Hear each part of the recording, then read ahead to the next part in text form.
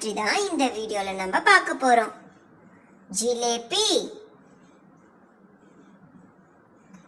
குலாப் ஜாமுன், கடலை மிட்டாய், ரசகுல்லா, மைசூர் பாக், ரசமலாய், பாதுஷா, தேன் மிட்டாய், ஹல்வா, புட்டு,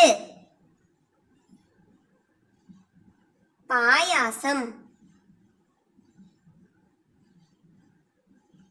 பால்கோவா, அதிரசம்,